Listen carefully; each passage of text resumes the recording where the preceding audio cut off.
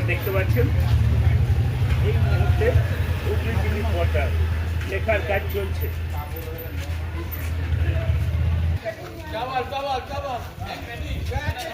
শুধু বাইকটা করে নে,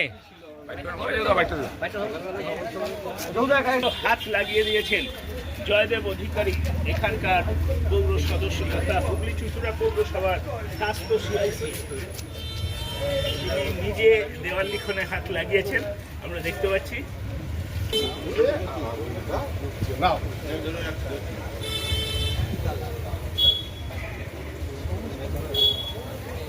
এই কালারের সময় বাগানের মণি দেবাংশু ভট্টাচার্যকে আমরা পেয়ে খুব খুশি।